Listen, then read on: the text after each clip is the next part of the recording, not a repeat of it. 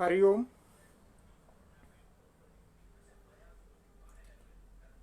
आप सबको मंगल कामना। आप सब लोग सुखी हो, खुश हो, आप सबका कल्याण हो। आज की इस सत्र में हम लोग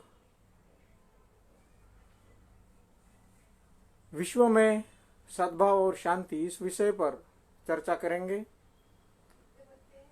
मैं आपका इस सत्र में स्वागत करता हूं।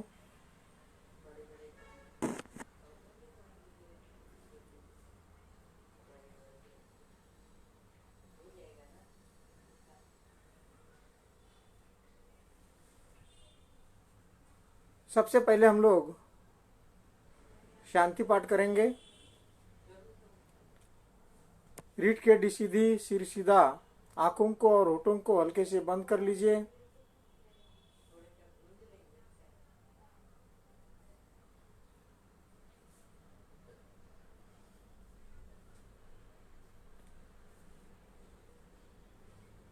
चेतना को दोनों भुवों के बीच में भ्रूमध्य में ले आइए।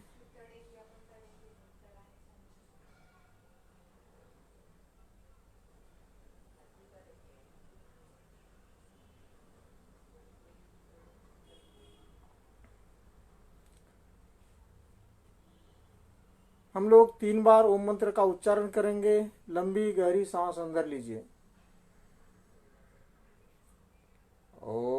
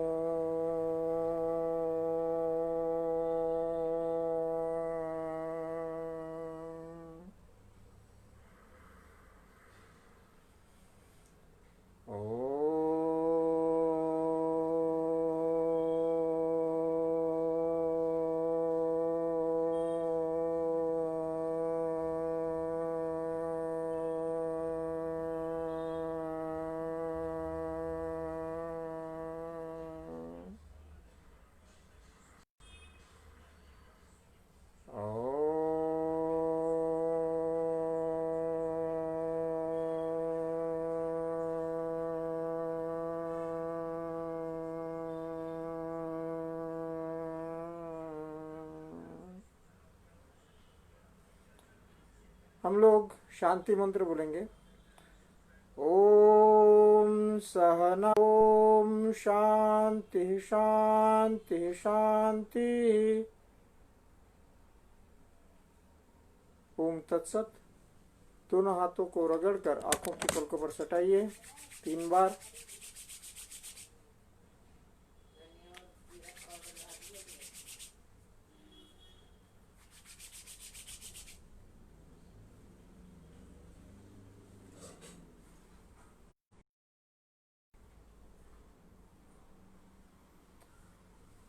तो आज हम लोग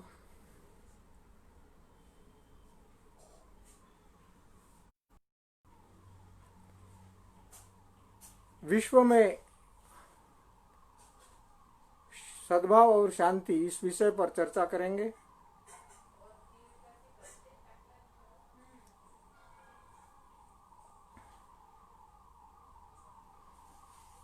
सबसे पहले हम लोग देखेंगे कि विश्व क्या संकल्पना है।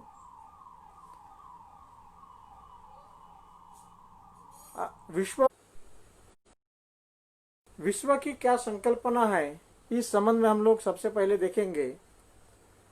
तो अगर हम लोग विश्व को समझते हैं तो विश्व में,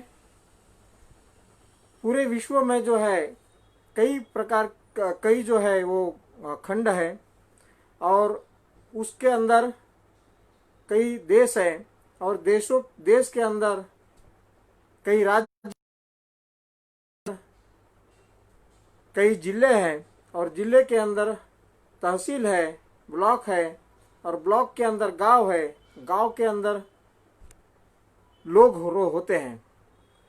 तो जो व्यक्ति है, यह व्यक्ति ये पूरे विश्व का केंद्र बिंदु है। पूरे विश्व में कौन रहते हैं? तो लोग रहते हैं, व्यक्ति रहते हैं, मानव रहते हैं, इंसान रहते हैं। और ये प्रकृति है। प्रकृति में सब जीव जंतु रहते हैं। तो अगर विश्व की संकल्पना करते हैं तो ये पूरी प्रकृति को हम लोग लेके चलते हैं। और सबसे ज़्यादा महत्वपूर्ण इसमें है तो वह इंसान, व्यक्ति है, मानव है। मानव ये जो है, इसके जो व्यवहार है, ये अगर मैत्रीपूर्ण, अगर इंसान एक दूसरे के साथ अगर मैत्रीपूर्ण व्यवहार करता है तो ही शांति प्रस्थापित हो सकती है। अब हम ये समझेंगे कि पूरे विश्व में क्या मानव एक है? तो नहीं। पूरे विश्व में मानव यह कई धर्मों में, कई वर्णों में, रूप रंग में, प्रांत में, भाषाओं में, ये सब विभाजित है। यहाँ सब लोग, गरीब और श्रीमंत, ऊंच और नीच, इसमें विभाजित है। और भारत में तो कई जातियों में बटे हुए हैं, कई धर्मों में बटे हुए हैं, कई वेशभूषाओं में बटे हुए हैं। और सब लोग ये चाहते हैं कि दूसरे व्यक्ति मेरे जैसे बने, मेरे धर्म में आ जाए और मेरी भाषाओं को बोले। ये सब हम लोग चाहते हैं।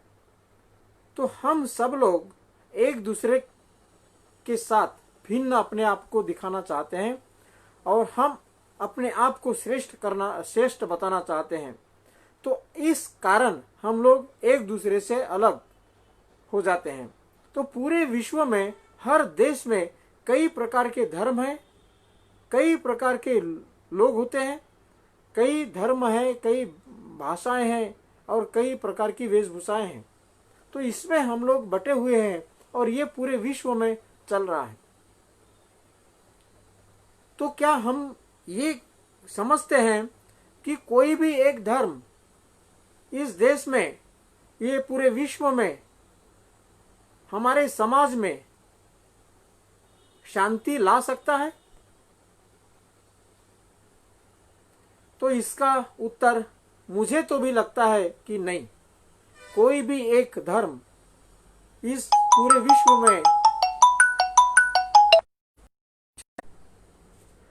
विश्व में कोई भी एक धर्म शांति लाने के लिए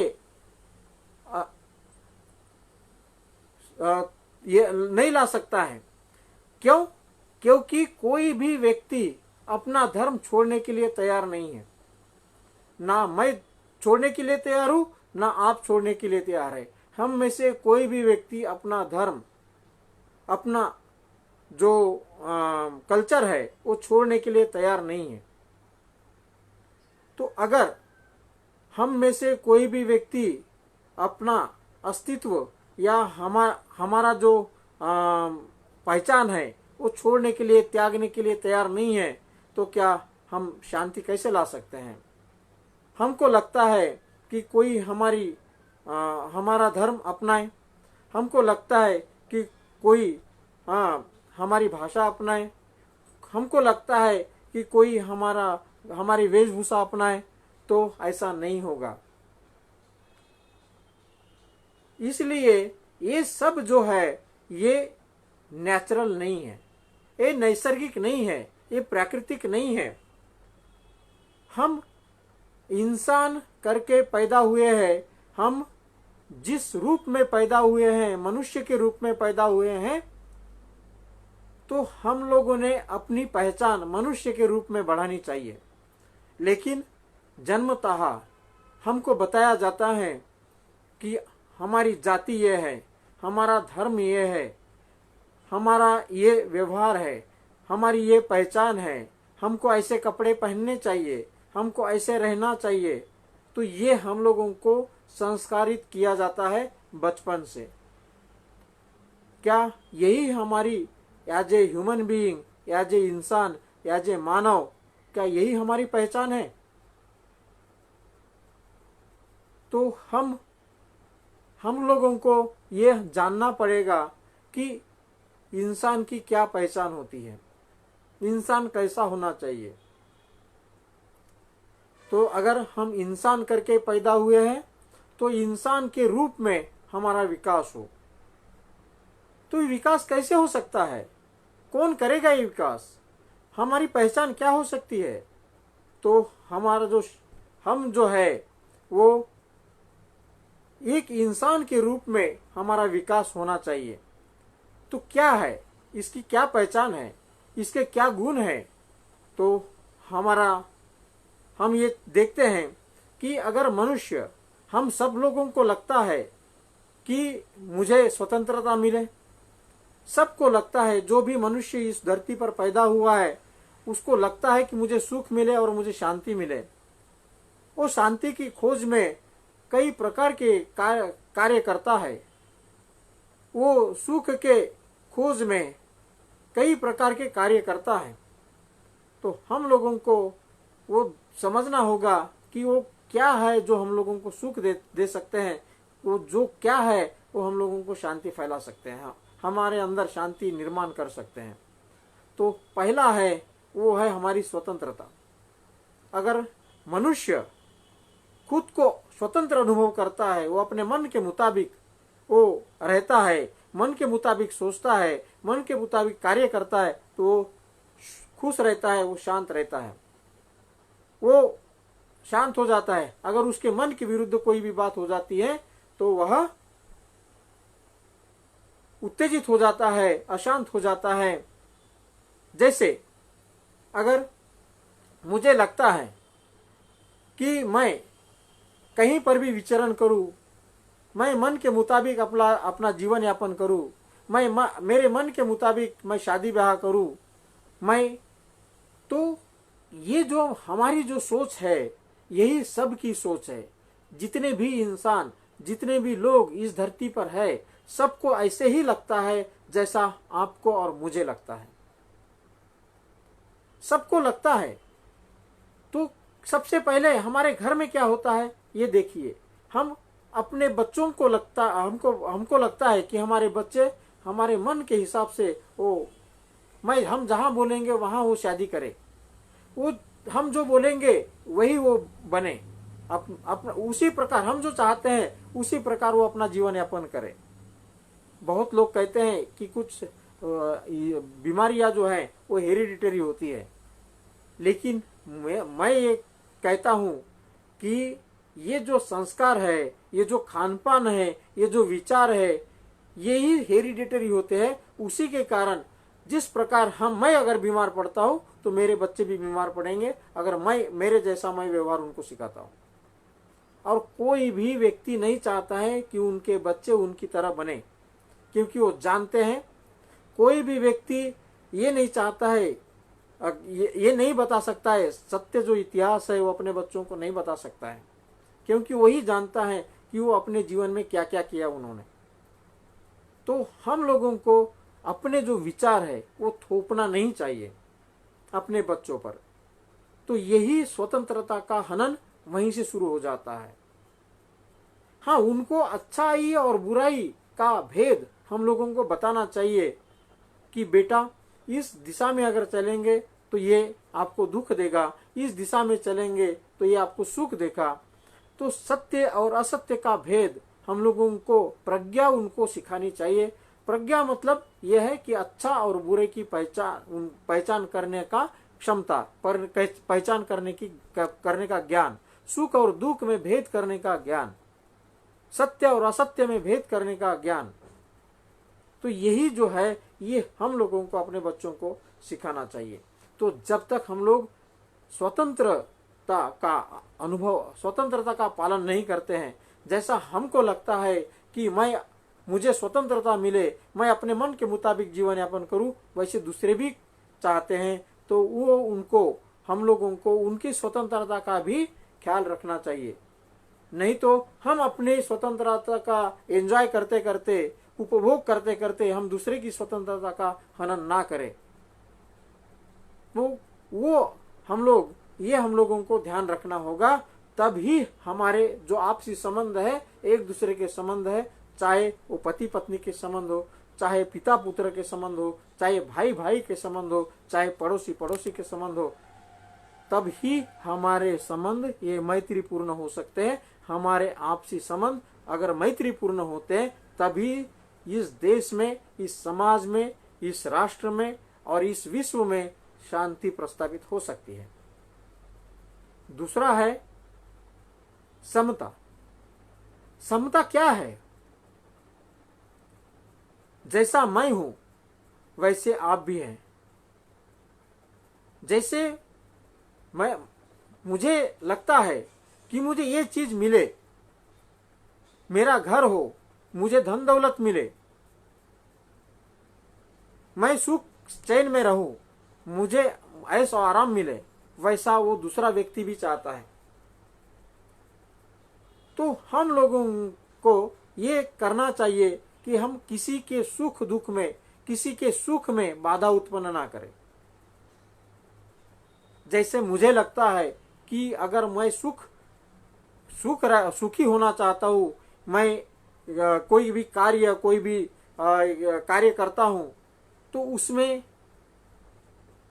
अड़चने निर्माण नहीं होनी चाहिए। वैसे दूसरे को भी लगता है कि मैं अगर कोई कार्य करता हूं तो उसमें अड़चने निर्माण नहीं होनी चाहिए।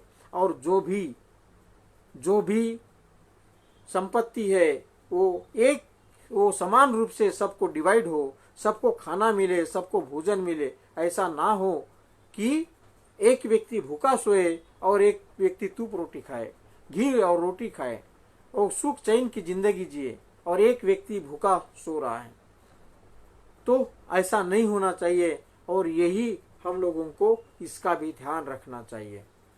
सबको लगता है कि हम सुखपूर्वक जीवन यापन करें, तो हम लोगों को एक दूसरे के सुख का ख्याल रखना चाहिए, तभी हमारे आपसी संबंध जो है वो अच्छे होंगे और हमारे आपसी संबंध सुख देंगे और शांति प्रस्तापित होगी। तीसरा है बंधुत्व। जैसा मैं हूं वैसे आप है। बंधुत्व का मतलब है मित्रता। हम लोग आपसी जो है, हमारे आपसी संबंध ये भाईचारे के होने चाहिए। और ये कैसे हो सकते हैं? तो ये सदाचारों से हो सकते हैं, सदाचार से हो सकते हैं। सदाचार क्या है? तो जैसे मैं ये सोचता हूं कि मेरे साथ किसी ने भी कोई अभद्र व्यवहार नहीं करना चाहिए, मेरे साथ मैत्रीपूर्ण व्यवहार करना चाहिए। किसी ने भी मेरे साथ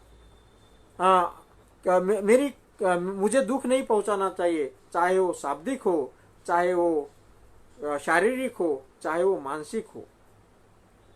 जैसे हमको लगता है वैसे ही सबको लगता है। दुनिया में जो भी व्यक्ति पैदा हुआ है उसको लगता है कि किसी ने भी मुझे दुख नहीं पहुंचाना चाहिए, चाहे वो शारीरिक हो, चाहे मानसिक हो, चाहे शाब्दिक हो।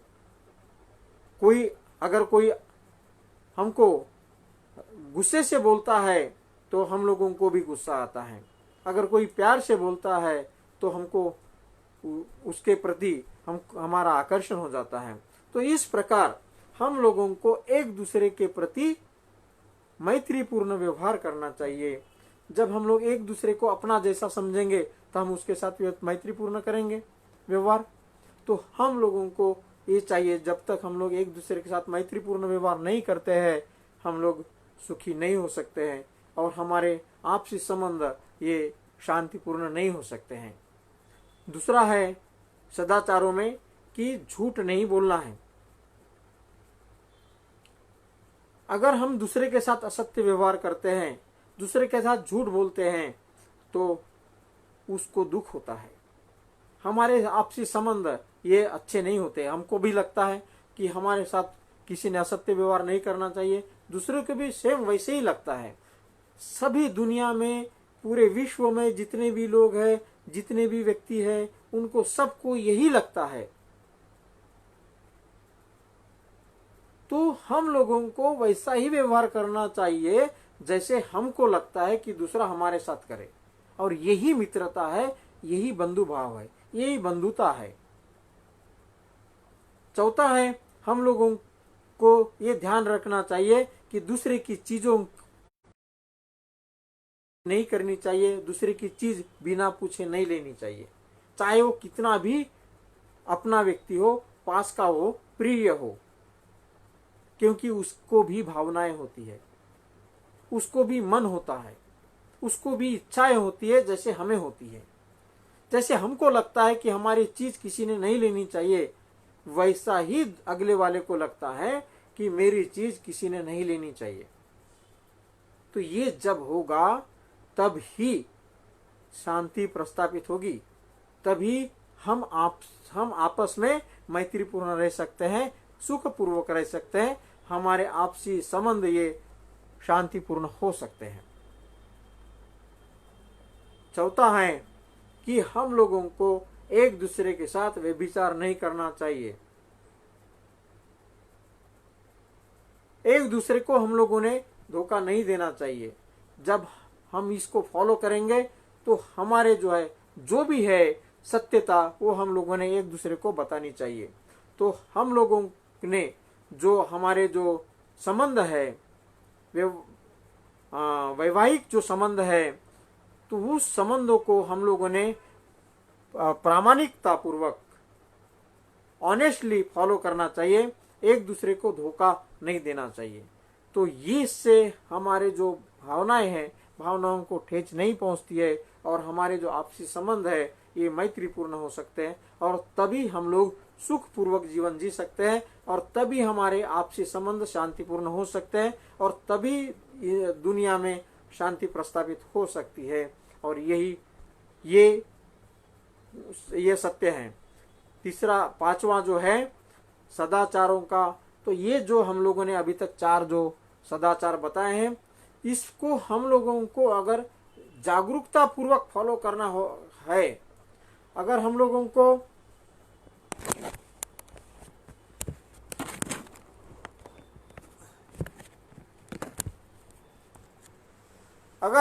को इसके प्रति सजग रहना है, तो हम लोगों को नशापान नहीं करना चाहिए।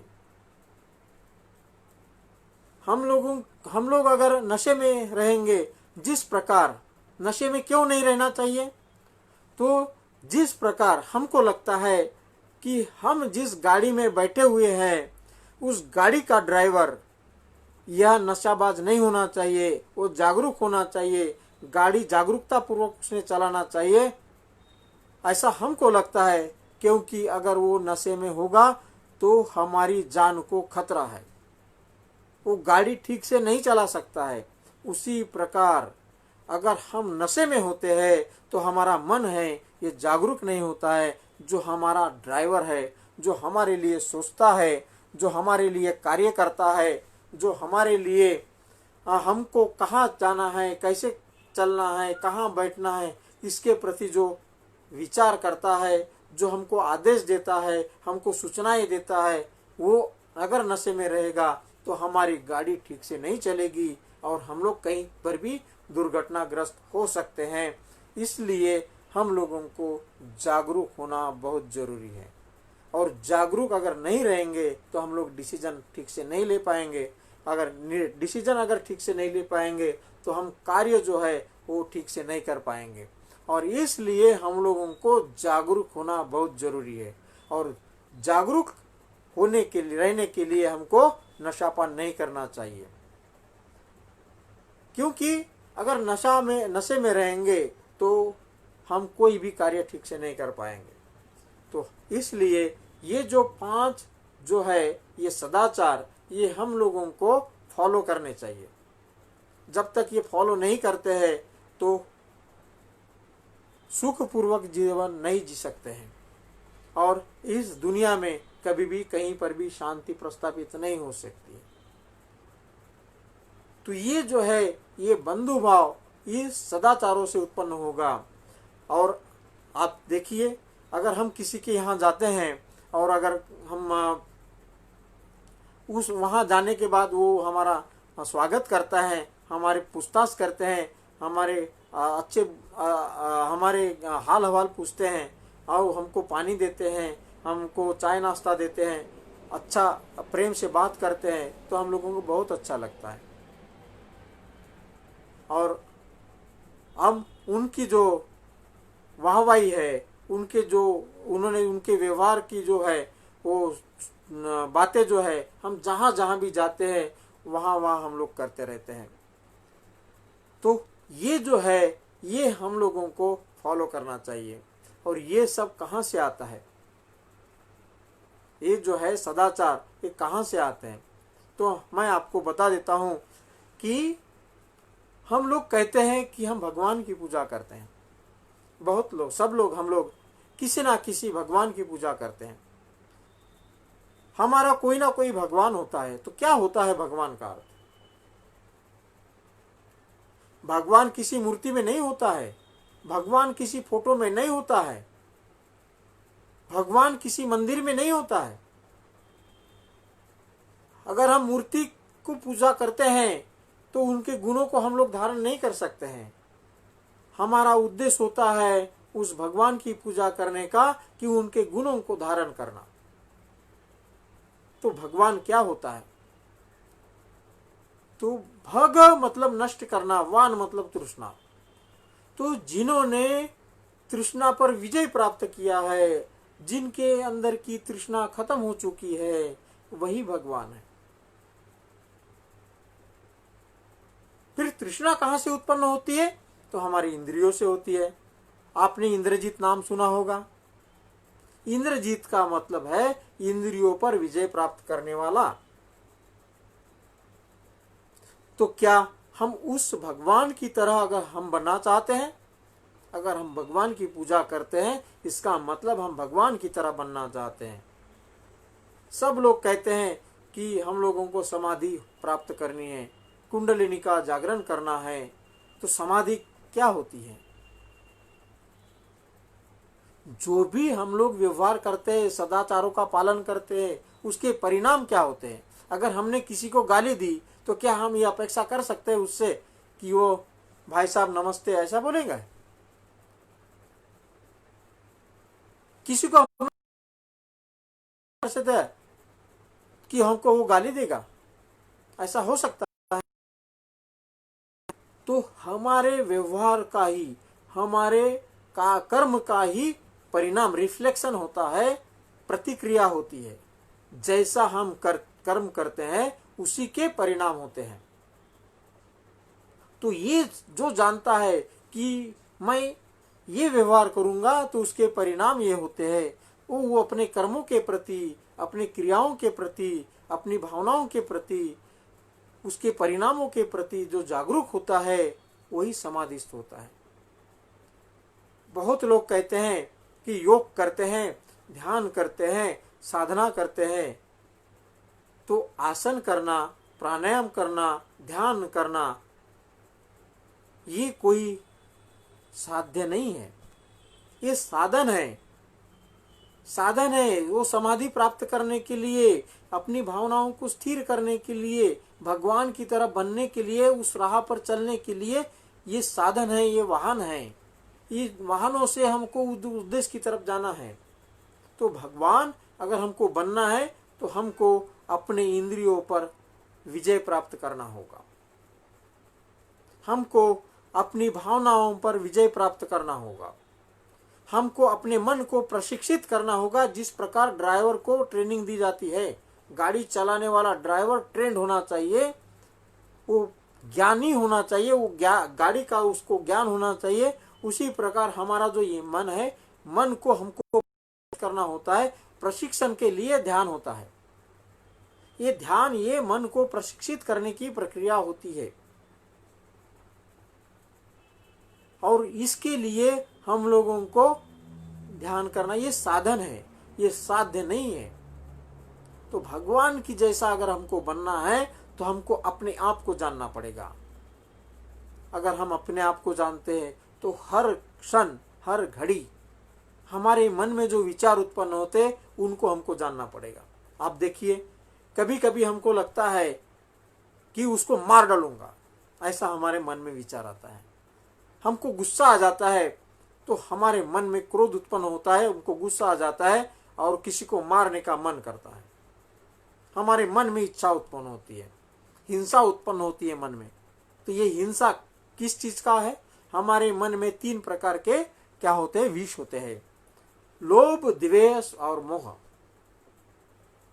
तो ये द्वेष के कारण हमारे मन में किसी को मारने की इच्छा उत्पन्न होती है, हिंसा की इच्छा उत्पन्न होती है। ये मन से भावना उत्पन्न होती है। तो उस समय अगर हम लोग ये सोचते कि ये मेरा हाथ नहीं है, ये मैं नहीं हूं, ये मैं अपने गुरु का, भगवान का अंश हूं, तो हमारी इस भावना का क्षय हो जाएगा। भावना का क्षय हो जाएगा। हमारे जो विचार है, हिंसा के जो विचार आते हैं, उसका क्षय हो जाएगा और हम लोग शांत हो जाएंगे। क्योंकि अगर मैं किसी का बुरा सोचता हूं, किसी की हिंसा करता हूं, तो ये हाथ मेरा नहीं है, मेरे भगवान का है और मुझे भगवान की जैसा बनना है। तो उस भगवान की भगवान का स्मरण होते ही आपका मन शांत हो जाएगा। क्योंकि उसका गुण क्या है? शांत रहना। ये अंतिम है। हमारा मूल स्वभाव क्या है? शांति। यही हमारा मूल स्वभाव है। हिंसा ये हमारा मूल स्वभाव नहीं है। ये हमारे मन में द्वेष उत्पन्न होता है, द्वेष है, भावना होती है, उसके कारण ये उत्पन्न होता है। तो हम लोगों को इस पर नियंत्रण इस प्रकार करना है। दूसरा होता है, कभी कभी हम लोगों को बहुत अच्छी सब्जी हो जाती है तो बहुत खाने को मन करता है।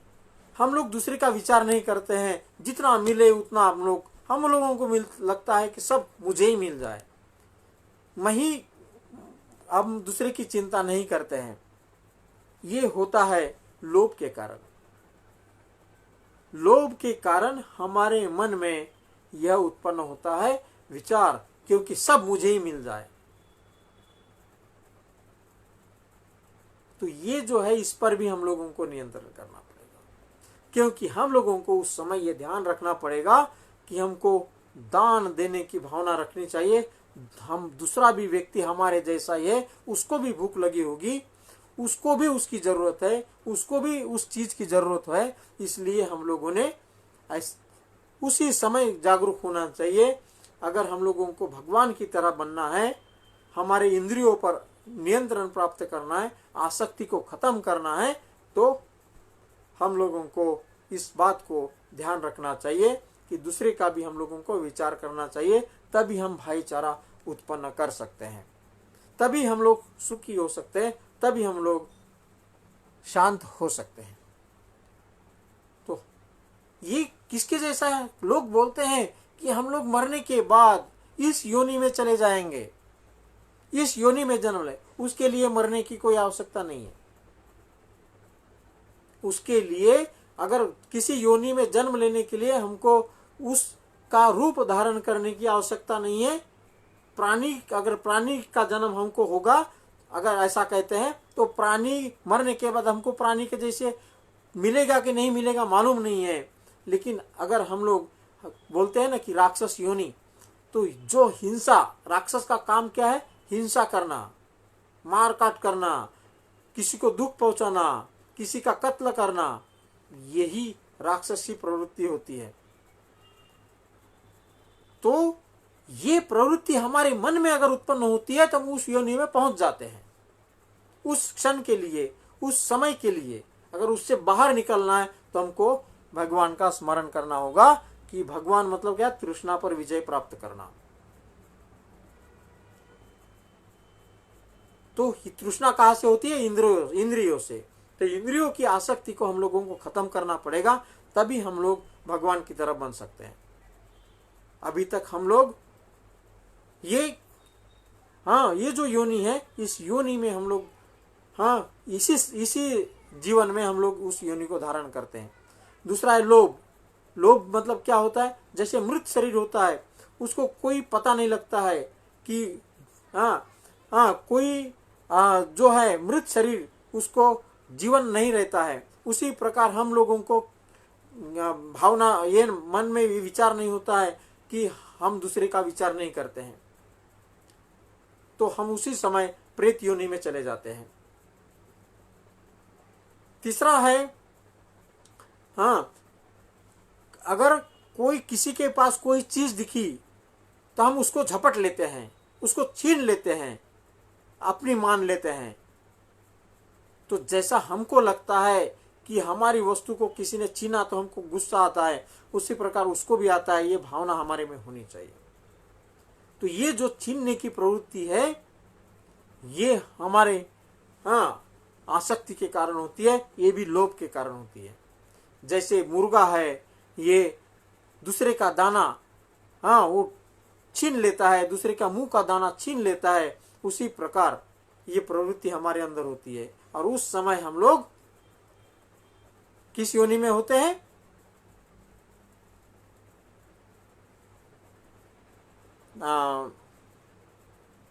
नरक योनि में होते हैं। तो ये जो है, ये जो नरक योनि है, ये अज्ञान की वजह से होती है। जिस प्रकार गंदे नाली में कीड़े उत्पन्न होते हैं और कितना भी उनको बाहर निकालो वहीं पर जाते हैं, तो हम लोग उस योनि में होते हैं जिस प्रकार वो कीड़े होते हैं। तो उस समय के लिए हम लोग उस योनि में जाते हैं। बहुत लोग हमारे मन में ये भावना होती है, हम आलसी हो, कभी कभी आलस आ जाता है और हम लोगों को कुछ काम नहीं करते हैं, और हम लोग हमको लगता है कि कोई हमारी सेवा करे, कोई हमको सामने थाली लाके दे, और हम लोग आलसी हो जाते हैं। ऐसी भावनाएं हमारे मन में भी जब आती है तो हम लोग उस समय देव योनि में होते हैं। जो प्राणी लोग है, जिस प्रकार मनुष्य प्राणी जो है वो पेट पोसना और बच्चे पैदा करना, यही उनका कार्य होता है। तो कुछ मनुष्य भी इसी प्रकार का कार्य करते हैं, जानवरों की तरह जीवन यापन करते हैं। उनका वही काम रहता है, कोई किसी भी काम नहीं, केवल पेट पोसना और बच्चे पैदा करना, यही वासनाओं के अधीन, इंद्रियों के अधीन रहना, ये जो कार्य होता है ये प्राणी लोक का होता है। तो उसके लिए मरने की आवश्यकता होती है। जिस समय भी हम उस विचार में रहते हैं, उस समय उस योनि में रहते हैं, तो हम लोगों को याद करना चाहिए कि हम किस योनि में, किस मानसिकता में अभी है। तो इसके लिए हम लोगों को जागरूक रहना होगा, इसलिए हम लोगों को अवेयर रहना होगा। और ये अवेयरनेस हमारा ध्यान से उत्पन्न होता है। हमारा मन जैसे जैसे जागरूक होता है, हम उस पर कंट्रोल करते हैं, उसको हम लोग उस पर कार्य करते हैं, हमारी भावनाओं पर कार्य करते हैं और उससे बाहर निकलते हैं।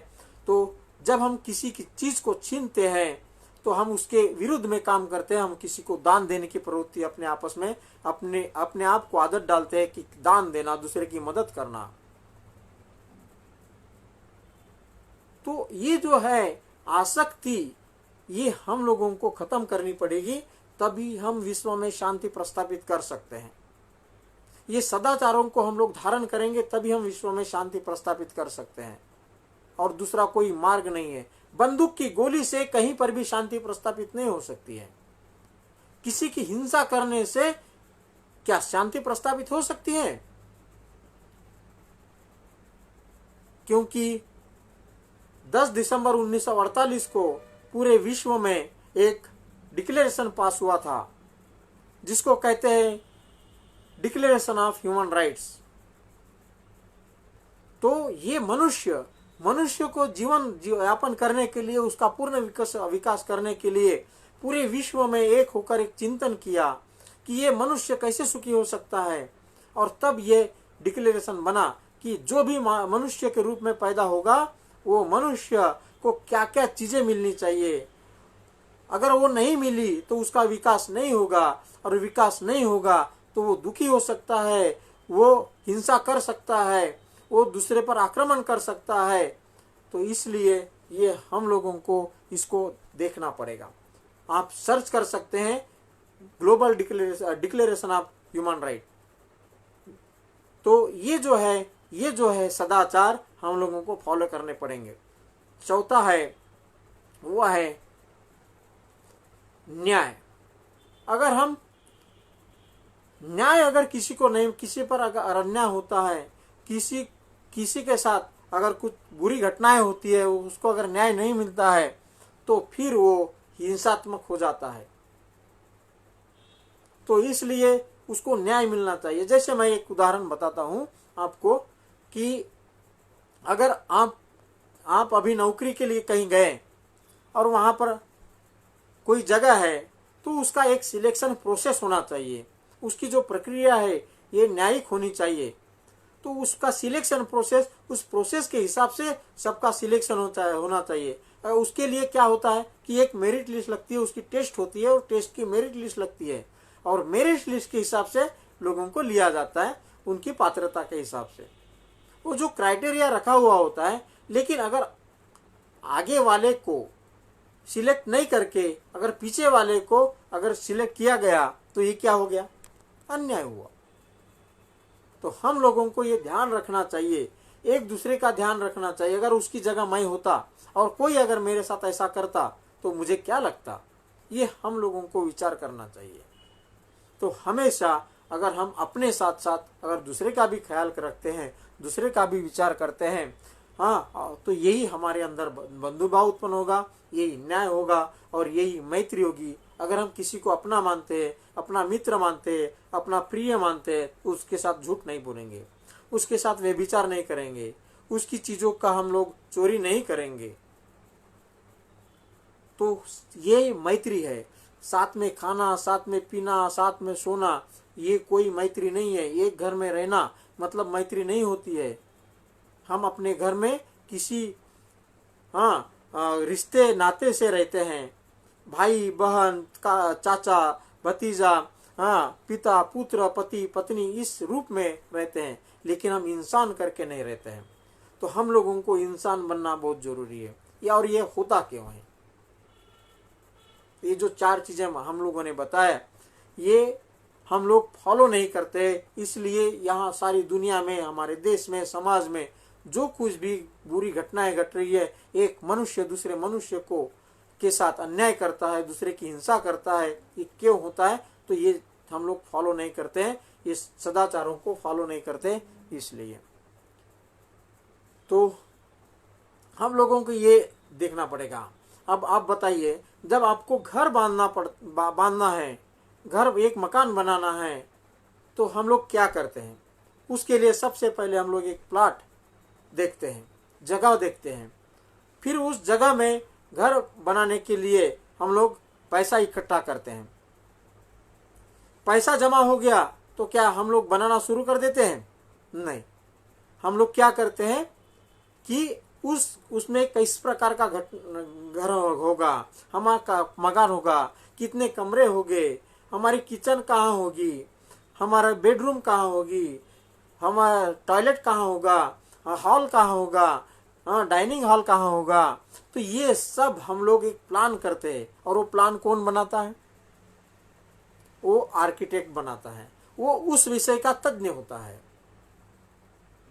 वो उस विषय का तज्ञ होता है, वही वो बना सकता है। वो सब देखता है कि किस प्रकार कम जगह में किस प्रकार वो करेगा, उसकी सुविधा कैसे होगी, उन रहने के लिए सुविधा कैसे होगी, वो सब वो देखता है और उसका प्लानिंग करता है।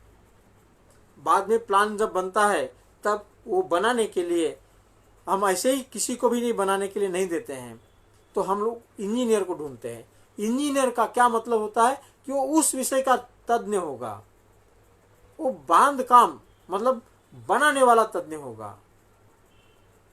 और वो इंजीनियर वो ऐसे मिस्त्री को रखता है जो तज्ञ हो, जिसको समझता हो।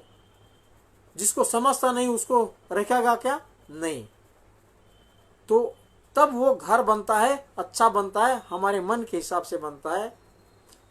इसी प्रकार अगर हमारा बच्चा पैदा होता है तो उसी प्रकार उस बच्चे को अगर विकसित करना है, जिस प्रकार माली बगीचे में पेड़ पौधों को विकसित करता है, उनको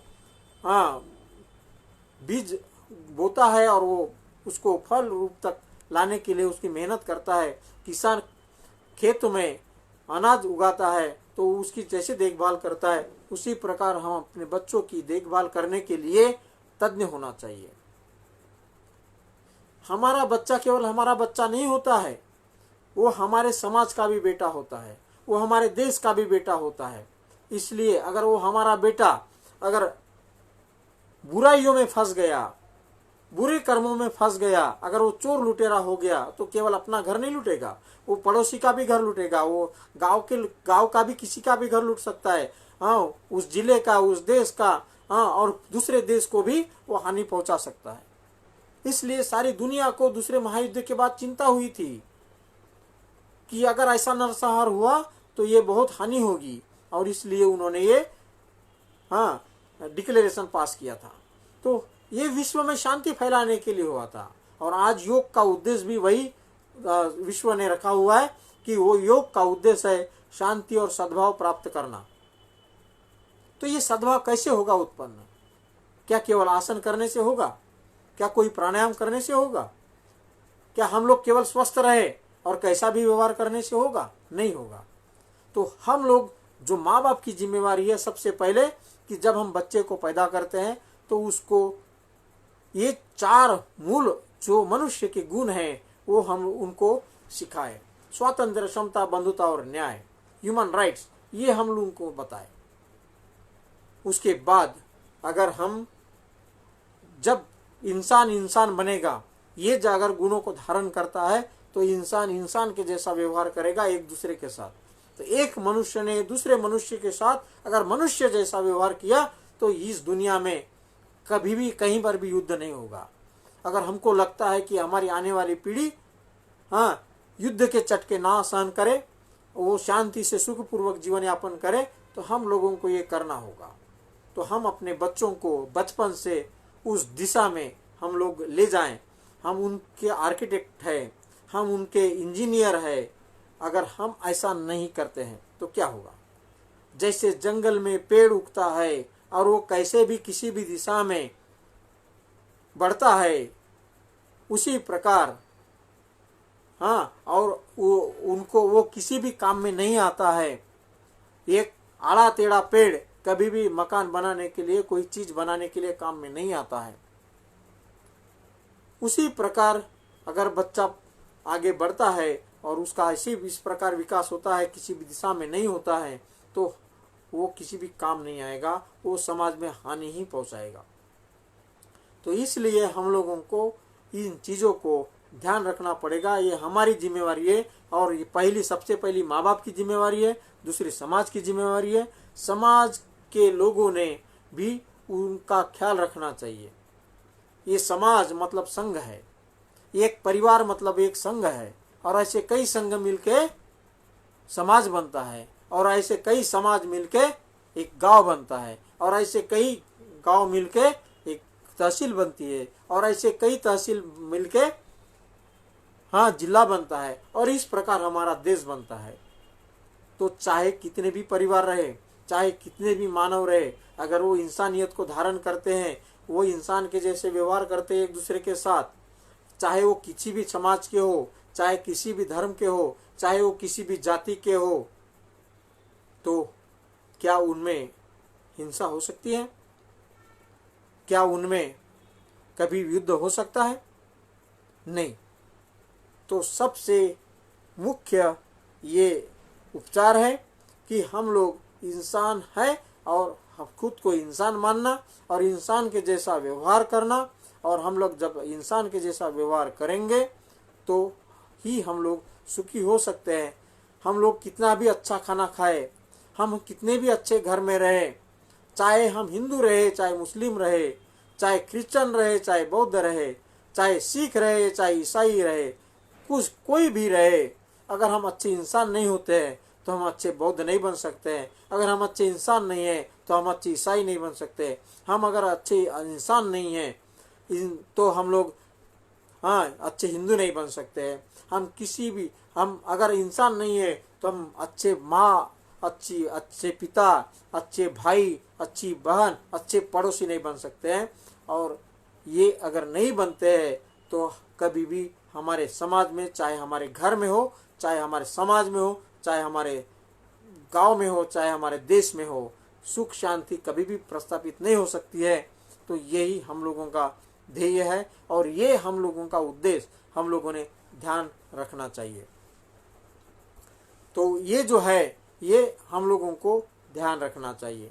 तो हम भगवान की पूजा करते हैं, सब लोग हम लोग धार्मिक हैं, अच्छी बात है, हम लोगों को धार्मिक होना चाहिए। हम लोग क्या करते हैं, हम लोगों को इसके प्रति जागरूक करना पड़ा। हम लोग जो कर्म करते हैं उसकी सच्चाई हम लोगों को मालूम होनी चाहिए। हम लोग जो भी कर्म करते हैं, जो भी पूजा करते हैं, जो भी पाठ करते हैं, उसका उद्देश्य हम लोगों को मालूम होना चाहिए। ये आप सोच लीजिए कि कोई भी यहाँ पर कहीं पर भी कभी भी तथास्तु करके किसी को कुछ नहीं मिलने वाला है। अब भगवान ऊपर से प्रकट होगा और हमको तथास्तु करेगा और हमको सुख मिल जाएगा, ऐसा कभी नहीं होगा।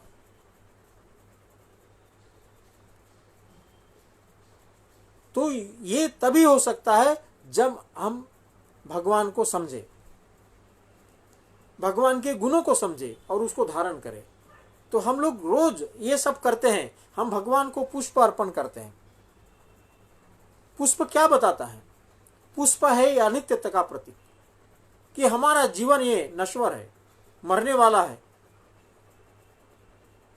तो जब हम ये सोचते हैं कि हमारा जीवन ये नश्वर है, हम मरने वाले हैं, हम अनित्य है, तो जब तक हमारा जीवन है हम उस पुष्प की तरह जिए जो दूसरों को सुख देता है, जो दूसरों को सुगंध देता है। हम लोगों को जिस प्रकार पुष्प बहुत प्रिय होता है, हमको चाहिए होता है, उसी प्रकार हम दूसरे को प्रिय हो। तो ये कब हम लोग प्रिय होंगे? जब हमारे कर्म अच्छे होंगे, हमारा व्यवहार उसके साथ अच्छा होगा, जब हम लोग उसको अपना मानेंगे, हम उसके साथ मैत्री करेंगे, मैत्रीपूर्ण व्यवहार करेंगे। तो ये जो हम सदाचारों का पालन करेंगे तभी हम दूसरे को प्रिय होंगे। अगर हम लोग सदाचारों का पालन नहीं करते हैं तो कोई भी हमको प्यार नहीं करेगा, कोई भी हमको अपना नहीं कहेगा, कोई हमारे पास आके नहीं बैठेगा, कोई हमारे विचार को नहीं सुनेगा। तो इसलिए हम लोग उस पुष्प की तरह हो, इसलिए हम भगवान के प्रति वो पुष्प को अर्पण करते हैं। ये अर्पण वस्तु है। हम भगवान को प्रसन्न करने के लिए पुष्प अर्पण नहीं करते हैं। और ये कभी नहीं होगा कि भगवान हम पुष्प अर्पण करेंगे, चाहे ट्रक भर के हम लोग पुष्प अर्पण करेंगे तो भगवान प्रसन्न होगा और हमको आशीष देगा और हम लोग सुखी हो जाएंगे। ऐसा कभी नहीं होगा। मैं बिहार स्कूल ऑफ योगा मुंगेर से हूँ। बिहार योग विद्यालय में हम लोगों को कर्म योग बताया गया। हम प्रातः काल से वहां पर कर्म करते थे, सफाई का काम करते थे। हम अपने लैट्रिन बाथरूम हम लोग साफ नहीं करते थे, अपना कमरा हम लोग साफ नहीं करते थे, हम दूसरे का कमरा साफ करते थे। हमारी कहीं पर भी ड्यूटी लगती थी और हम कहीं पर भी साफ सफाई करते थे। क्यों? कि हमारे अंदर का जो अहंकार है वो अहंकार खत्म हो। तो हमारे अंदर का अहंकार ये होता है कि मैं कितना अच्छा हूं, मैं कितना ये हूं। हाँ, तो हम लोग अहंकार को तोड़ने के लिए इसको धारण करें, ये कर्म करें। तो कर्म हम जो करते हैं उससे जो परिणाम होते हैं वो हम पर कार्य करते हैं। तो इसलिए हम लोगों को इस बात को ध्यान रखना पड़ेगा। तो पुष्प जो हम लोग भगवान को अर्पण करते हैं वो अनित्यता का प्रतीक है। हम अपने आप को समर्पित करते हैं कि हमको भगवान के जैसा बनना है, हमको ज्ञानी बनना है, हमको सदाचारी बनना है और हमको दूसरे के साथ एक मैत्री का व्यवहार करना है। और पुष्प की तरह हम लोग सबको अपने जैसे लगे, हमारे कारण सबको सुख मिले, हमारे कारण सबको आनंद मिले, हमारा जीवन सबके लिए हो। ये जो भावना है ये पुष्प अर्पण करने की भावना होती है। दूसरा, हम लोग अगरबत्ती धूप अर्पण करते हैं। धूप से सुगंध उत्पन्न होता है और वो जहां जहां हवा जाती है वहां वहां वो सुगंध जाता है। तो ये सदाचारों का सुगंध है जो हम लोगों ने अभी सदाचार देखे हैं वो सदाचार, इस सदाचार का प्रतीक है। तो हम लोग भगवान को जब धूप और अगरबत्ती अर्पण करते हैं तो हम ये मन में भावना रखते हैं कि हे भगवान, हम आपके जैसे बने, हम लोग सदाचारी बने, और उस सदाचार का प्रतीक हम लोग अर्पण करते हैं और हम सदाचार को पालन करने की हम संकल्पना करते हैं, संकल्प करते हैं कि मैं सदाचारी बनूं और ये आप मुझे शक्ति दीजिए। ठीक है ना। तो हम लोग अपने कर्म को धारण करने के लिए हम लोग ये अर्पण वस्तु अर्पण करते हैं, भगवान के सामने रखते हैं, अर्पण करते हैं कि हम इस सुगंध के जैसे बने, जो सदाचारों का सुगंध ये दसों दिशाओं में फैलता है, चाहे वो हवा की दिशा में और हवा की विरुद्ध दिशा में। जिसके साथ आप सदाचार से पेश आएंगे, जिसके साथ आप अच्छा व्यवहार करेंगे, वो जहाँ जहाँ भी जाएगा मरते दम तक कि आपको याद रखेगा कि मैं उसके यहाँ गया था, उसने मेरे साथ ऐसा व्यवहार किया। और ये आप अच्छा व्यवहार करेंगे तो अच्छा बताएगा, बुरा व्यवहार करेंगे तो बुरा व्यवहार बताएगा। तो ये है पुष्प और ये है धूप, ये है अगरबत्ती का उद्देश्य। और तीसरा है, हम लोग मेणबत्ती प्रज्वलित करते हैं, हम दीपक प्रज्वलित करते हैं, दीप जलाते हैं, दिवाली को दीप जलाते हैं। क्या है वो, क्या उद्देश्य है उसका? उसका उद्देश्य ये है कि हम जिस प्रकार चावल से हम लोग कंकड़ निकालते हैं, किसान खेतों में जो अनाज बोता है उसमें से जो कचरा है वो कचरा चुनता है, निकालता है, तब वो जो पौधे हैं, वो अनाज के जो पौधे हैं वो अच्छे से फलते फूलते हैं। तो उसी प्रकार हमारे में एक प्रज्ञा उत्पन्न हो, अच्छा और बुरा पहचान करने की, हाँ, सत्य और असत्य को जानने की, झूठ और सत्य को जानने की। तो ये जानने का जो ज्ञान है वो हम लोगों को प्राप्त हो, हम प्राप्त करने का संकल्प करते हैं जब हम दीप जलाते हैं, जब हम मेणबत्ती जलाते हैं। तो हम ये संकल्प करते हैं अपने आदर्श के सामने, भगवान ये हमारा आदर्श है, तो हम लोग उसके सामने हम ये संकल्प करते हैं कि मैं अच्छे और बुरे की पहचान करूंगा, सत्य को सत्य को असत्य बोलूंगा। तो जब हम अज्ञानी होते हैं, जब हमको सत्य और असत्य का फर्क नहीं समझता है, तो होता क्या है, हम असत्य को सत्य समझते हैं और सत्य को असत्य समझते हैं। और ये कब होता है? जब टीवी पर हम लोग देखते हैं, पोस्टर में देखते हैं, किसी महापुरुष का हम लोग, किसी बड़े व्यक्ति का हम लोग भाषण सुनते हैं, कभी किताबें पढ़ते हैं, तब हम तर्क नहीं करते हैं। वहां जो लिखा होता है उसी को सत्य मानते हैं, जो कोई बताता है उसको ही सत्य मानते हैं, हम तर्क नहीं करते हैं। और महान लोग कहते हैं, महापुरुष कहते हैं कि जो तर्क करता है वो इंसान है, जानवर जो है वो तर्क नहीं करते हैं। और हमारे आज क्या है, हमारे बदन का जो कपड़ा है ये भी हमारी इच्छा के मुताबिक नहीं है। हमको कोई बताता है कि ये अच्छा लगता है, अच्छा दिख रहा है, इसलिए हम लोग को पहनते हैं। तो हमारे विचार भी हमारे नहीं है, हम किसी और के विचार धारण करते हैं। तो हम लोगों को तर्क करना चाहिए कि सत्य क्या है, असत्य क्या है। अगर कोई भी विचार हम लोग धारण करते हैं, कोई भी बात को हम लोग अपनाते हैं, तो हम लोगों को ये बात का ध्यान रखना पड़ेगा, ध्यान रखना चाहिए कि ये वैज्ञानिक दृष्टिकोण से सत्य है कि असत्य है।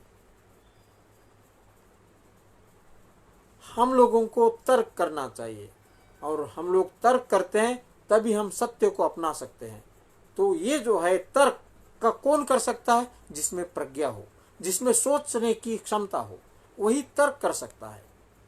तो इंसान को चाहिए कि वो हर चीज का तर्क करे, वो हर चीज के बारे में सोचे, उसको परखे और तब वो अपनाए। और जब हम लोग ऐसा करेंगे तो हम सत्य को सत्य जान सकते हैं, असत्य को असत्य जान सकते हैं। तो ये हमारी दृष्टि ये तभी ये सक्षम है। तो हम लोगों को तर्क करना चाहिए। तो हमारा ये उद्देश्य है कि हम लोग को अगर दुनिया में शांति फैलानी है और शांति स्थापित करनी है तो हम लोगों को इंसान के जैसा व्यवहार करना चाहिए और किसी के भी बहकावे में नहीं आना चाहिए।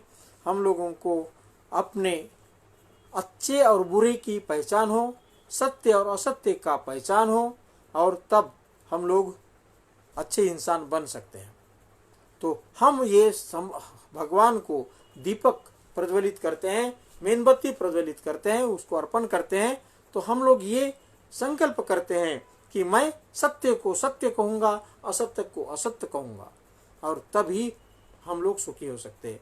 तो ये जो हम लोग अर्पण वस्तु हम लोग भगवान को अर्पण करते हैं, तो इसका ये उद्देश्य है भगवान प्रसन्न होके हमको तथास्तु करके आशीर्वाद नहीं देगा और हम लोग सुखी नहीं होंगे। हम जब तक ये कर्म नहीं करेंगे तब तक हम लोग सुखी नहीं हो सकते हैं। और यही सत्य है, कल भी सत्य था, आज भी सत्य है और कल भी सत्य रहेगा। तो हम लोगों को इस बात का ध्यान रखना चाहिए। तो ये मनुष्य, हम लोग मनुष्य करके जन्म लिए हैं, तो मनुष्य के रूप में हम लोग विकसित हो, मनुष्य के रूप में व्यवहार करें, तभी हम लोग इसको धारण कर सकते, तभी दुनिया में शांति प्रस्तावित हो सकती है। अगर हम किसी भी धर्म के हैं, किसी भी जाति के हैं, किसी भी पंथ के हैं, तो वो हमारा व्यक्तिगत है, जो हमारे चार दीवारों के अंदर हम लोगों के लिए है। लेकिन हम लोग चार दीवारी के बाहर निकलते हैं, पब्लिक प्लेस में अगर जाते हैं, तो हम लोगों को इंसान के रूप में पेश आना चाहिए, इंसानियत का व्यवहार करना चाहिए। जब तक हम इंसानियत का व्यवहार नहीं करेंगे तो हम लोग सुखी नहीं हो सकते हैं। और यही हम लोगों को ध्यान रखना चाहिए और तभी हम लोग सुखी हो सकते हैं। मैं आप लोगों को आपके भविष्य के लिए शुभकामनाएं देता हूँ। मैं आप लोगों को शुभेच्छा देता हूँ कि आप लोग एक इंसान के रूप में आगे आएंगे और इस दुनिया में शांति फैलाने के लिए आप कार्य करेंगे, अपने आप को पहचानने का प्रयास करेंगे, और तभी इस दुनिया में सुख और शांति प्रस्तापित हो सकती है। मैं आज यहीं पर रुकता हूँ और शुभकामनाएं देता हूँ। हम लोग शांति पाठ करेंगे।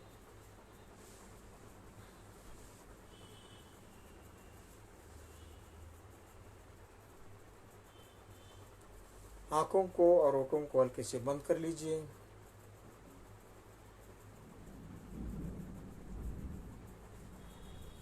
रीढ़ की हड्डी सीधी, सिर सीधा।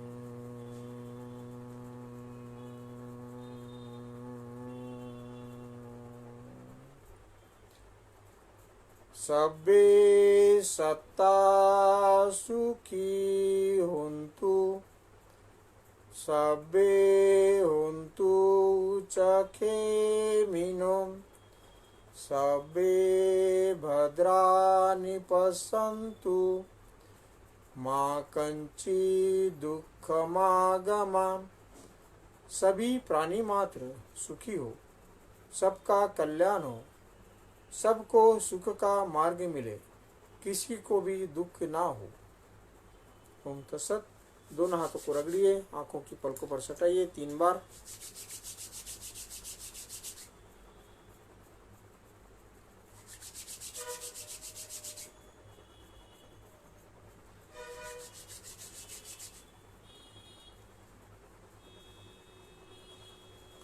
आप सबका कल्याण हो, आप सबका मंगल हो। मैं सबके लिए मंगल कामना करता हूँ। धन्यवाद।